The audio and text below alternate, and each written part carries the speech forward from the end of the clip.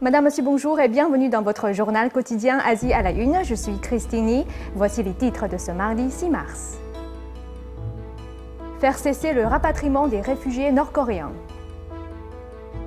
46 explosions nucléaires dans la région autonome ouïghour. Tournoi des bateaux dragons chinois. Les législateurs sud-coréens demandent au régime chinois de prendre leurs responsabilités envers les réfugiés nord-coréens et de cesser de les renvoyer à la frontière où ils risquent d'être gravement persécutés. Mais les autorités chinoises affirment que les réfugiés sont venus pour des raisons économiques qui ne justifient pas de leur donner un statut de réfugié.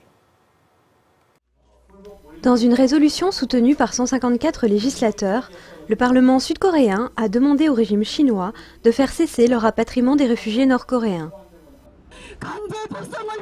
Ces dernières semaines, des manifestations en Corée du Sud ont soutenu 30 Nord-Coréens qui risquent d'être expulsés de Chine.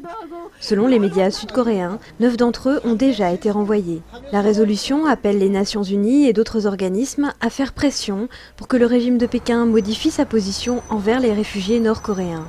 Des dizaines de milliers de Nord-Coréens ont fui vers la Corée du Sud depuis les années 50. Beaucoup se sont réfugiés en Chine. Mardi dernier, le régime chinois a défendu sa politique des rapatriements et déclare qu'il n'y a pas suffisamment de preuves pour affirmer que les 30 Coréens se sont échappés pour des raisons politiques. Les raisons de leur entrée illégale en Chine sont d'ordre économique. Il n'y a pas suffisamment de preuves pour justifier de leur statut de réfugiés. Selon l'institution Brookings, le régime chinois n'a pas étudié la situation des Nord-Coréens pour déterminer s'ils sont ou non en danger. En réalité, les réfugiés peuvent rencontrer des problèmes économiques pour des raisons politiques, car le régime nord-coréen distribue la nourriture en fonction de la loyauté politique. Selon la BBC, il semblerait que le nouveau dirigeant Kim Jong-un prévoit d'exterminer les familles de ceux qui tentent de fuir le régime. Les faux produits Apple se répandent à toute vitesse dans toute la Chine. Mais cela ne veut pas dire que tous les iPhones sont des faux.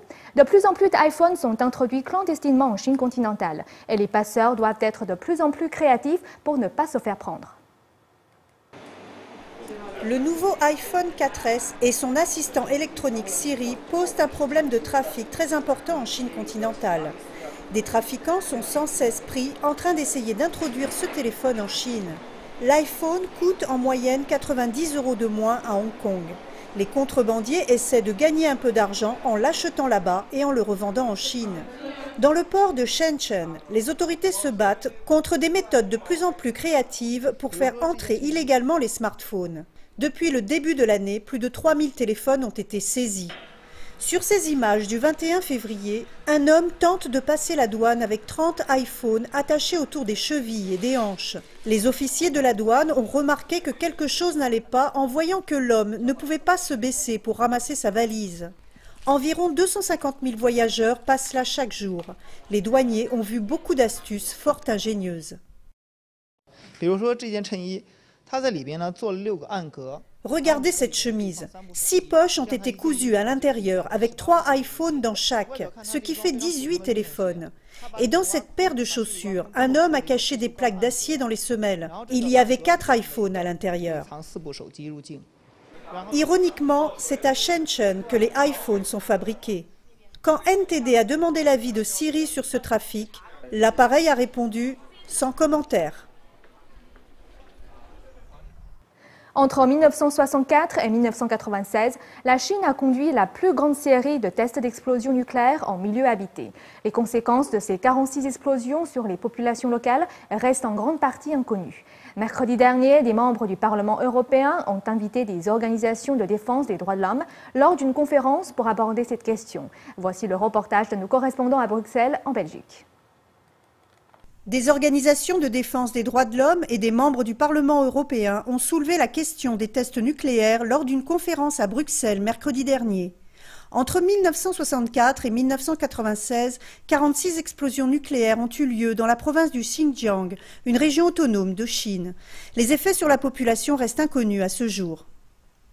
Le régime chinois a opéré 46 explosions nucléaires dans la région de Lop Nord. En fait, ce n'était pas là, c'était plus au nord-ouest, très proche de régions habitées, à 120 km de Turpan par exemple. À cause du secret gardé, nous ne saurons probablement jamais combien de personnes sont mortes. And because of this secrecy, and probably we will never find out how many people actually died.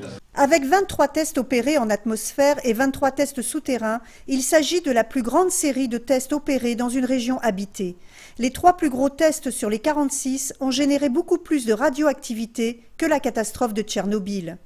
Entre 1997 et 1998, le nombre de malades souffrant de cancer dans l'hôpital régional du Xinjiang est passé de 500 à 2000 environ. Mais ce n'est qu'une partie des victimes. La plupart des habitants de cette région sont trop pauvres pour pouvoir accéder à une aide médicale. Pour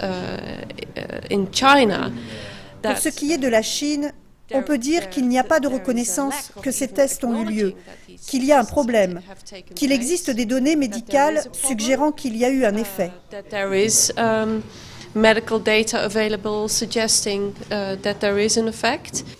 Jun Takada, un physicien japonais, a calculé que plus de 1,48 million de personnes ont été exposées aux radiations pendant les 32 années au cours desquelles ont eu lieu les tests, sans compter l'estimation de 190 000 personnes décédées. Les organisations de défense des droits de l'homme s'inquiètent non seulement des conséquences des tests, mais aussi de leur contexte. Ces tests ont été menés dans une région historiquement malmenée par le régime chinois. La province du Xinjiang, majoritairement habitée par les Ouïghours, est contrôlée par le régime chinois depuis 1949. De nombreuses violations des droits de l'homme ont eu lieu dans cette région, des répressions culturelles et religieuses aux mauvais traitements comme la torture ou les prélèvements d'organes. Les Ouïghours eux-mêmes pensent que le site de test a été choisi délibérément. Le régime chinois veut protéger son propre peuple.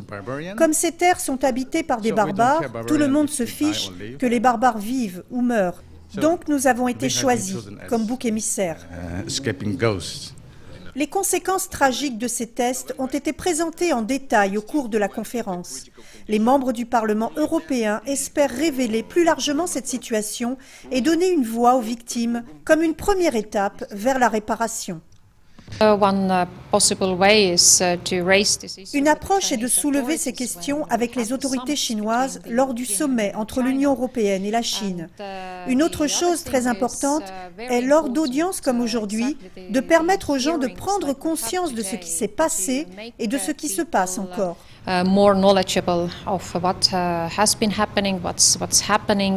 Les Ouïghours continuent d'appeler au respect de leurs droits et incite la communauté internationale à considérer ce problème et à aider à le résoudre.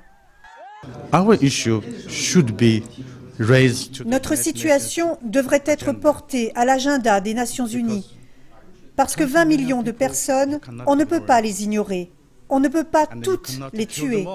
Nous allons vivre, nous allons rester là. Donc, si ce problème n'est pas pris en considération, il ne pourra qu'empirer. If you don't address this problem only getting worse. NTD News, Bruxelles, Belgique. La première étape du tournoi des bateaux dragons chinois s'est terminée jeudi dernier. Cette course de bateaux traditionnelle est un événement populaire organisé chaque année. Cette année, elle a été organisée en l'honneur de l'année du dragon. La première étape du tournoi 2012 des bateaux dragons chinois s'est terminée jeudi dernier à Wanning, dans la province du Hainan. Cette compétition annuelle, qui a débuté mercredi dernier, se déroule en 10 étapes dans toute la Chine. C'est la première année que les femmes sont autorisées à participer. 4 équipes féminines sont entrées en lice à Wanning. L'équipe féminine du Zhujiang, originaire de la province du Jiangxi, a décroché la première place des courses de 200 et 500 mètres. C'est un bon début. Nous avons gagné notre première épreuve, nous avons bien joué. Je suis satisfaite du résultat. Dans la catégorie hommes, le club Shuondo de Longzhou, victorieux l'an dernier, est arrivé premier dans les 2 épreuves. La course de bateau dragon, comme il y a beaucoup de rameurs, plus de 20, c'est le sport avec le plus de membres dans une équipe. Donc je pense que l'équipe tout entière doit suivre mes ordres et agir selon mes directives. Ils doivent être disposés à travailler dur, c'est très important. Au total, 12 équipes hommes et 4 équipes femmes se sont affrontées à Wanning. La prochaine étape du tournoi 2012 des bateaux dragons chinois se fera dans la province du Yunnan le 24 mars.